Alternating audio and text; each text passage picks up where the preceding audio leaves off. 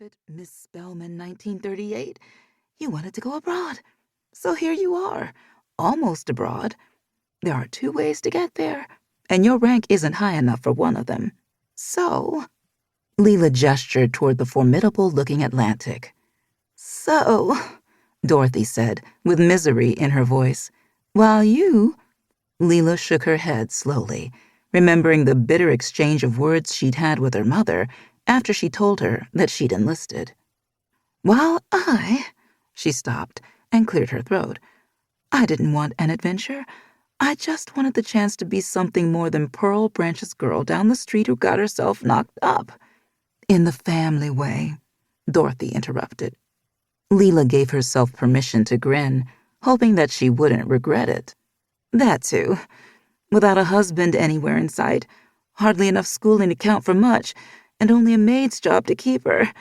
Oh, and no prospects of doing better or getting more for herself and her boy. Now it was Dorothy's turn to grin and hoot with laughter. Well, aren't we a pair? She pulled a handkerchief from her pocket and blew her nose. I'm feeling a little better. What about you? Leela shrugged. Strangely enough, she, too, was feeling more human. Yes, I am. Should be able to fall in and pass review without throwing up on Sergeant's shoes. Ha! Assuming she's feeling well enough to show up herself. The women laughed and began to straighten their coats and smooth the fabric of their rough khaki work uniforms.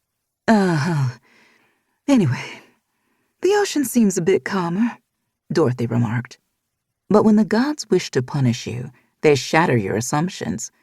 A swell paid a visit and nudged the hull of the former luxury liner turned troop transport vessel, RMS Queen Mary, as it parted the waters. Leela ran toward the railing. No, it's not. Dorothy sighed and handed her friend a handkerchief. Leela studied it briefly before extending her hand. It's clean, Dorothy said through clenched teeth. I always keep 2 in my pockets. Whose fault is this again? Leela groaned, her voice sounding pitiful. Dorothy rolled her eyes. Bad idea. All of a sudden, she was feeling miserable again. Roosevelt, she said.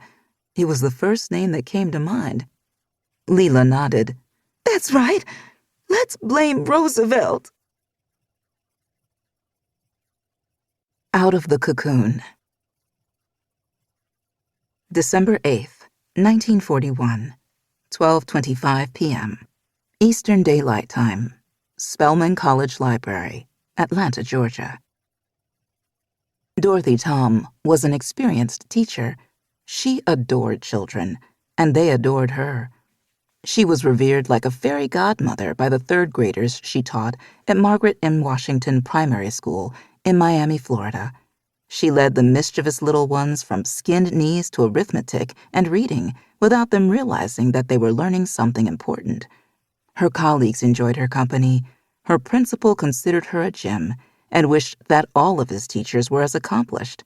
Her salary, though not as high as those paid to white teachers in town, was at least enough to keep her in smart clothes and high heels, a necessity for Dorothy, who stood 5 feet and 1/2 inches in her bare feet.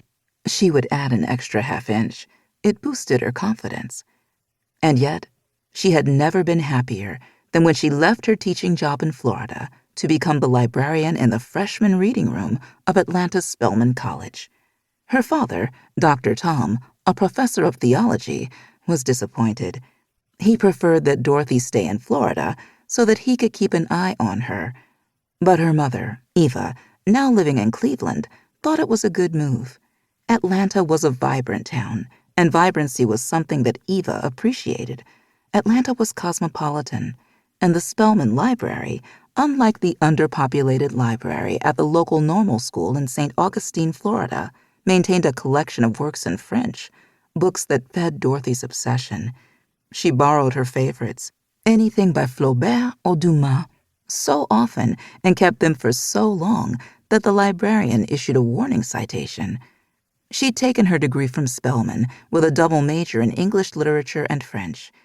Now, on her break, she sat in a quiet reading nook, elbow bent, chin in palm.